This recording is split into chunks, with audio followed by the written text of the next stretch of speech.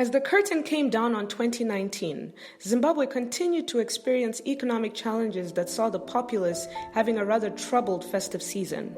Prices of basic commodities remained steeply priced, and the continued electricity and water crisis further dampened the festive mood. The drought that the country is experiencing has seen citizens, particularly those in rural areas, relying on food aid for their survival.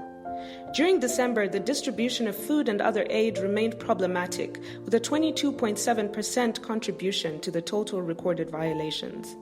In Mudzi North, 3 MDC supporters were denied drought relief rice coming from the government, and the Mudzi North legislator told villagers that MDC supporters would never benefit from government aid and inputs, since their legislators do not recognize President Mnangagwa as the constitutionally elected president of Zimbabwe in parliament. Police brutality and harassment is disturbing, as it presents a scenario where the supposed citizens' protectors become a threat to the same citizens. On 12 December 2019, anti-riot police officers assaulted and apprehended vendors and members of the public in Harare's central business district at Market Square. In the midst of street battles with vendors, police assaulted a labor rights activist who sustained serious injuries on the face, back, and knees. The brazen lawlessness of machete-wielding artisanal mining gangs heightened as one police officer was seriously injured and another murdered by a gang popularly known as Team Barca, who was armed with machetes, logs, axes, and catapults. This occurred on 28 December at Good Hope Mine in Mujeje constituency in Battlefields. This mine is owned by constituency legislator who authorized ZANU-PF youths in the constituency to undertake mining activities in a youth empowerment program. Political violence targeted at MDC supporters was also reported in December.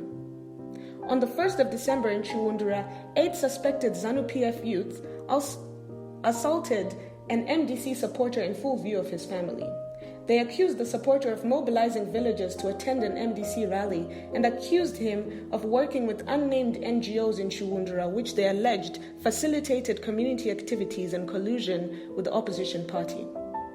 Harassment and intimidation remains common in the country. On 22 December, teachers who stay at Milverton Primary School were harassed and intimidated by ZANU-PF activists over poor performance after a number of grade 7 pupils failed their 2019 examinations. Among others, ZPP calls for the security sector to find lasting solutions to the artisanal mining terror gangs and for those responsible for the distribution of food and other aid to ensure that it is non-partisan. If you are concerned about acts of violence in your community, ZPP encourages you to get in touch.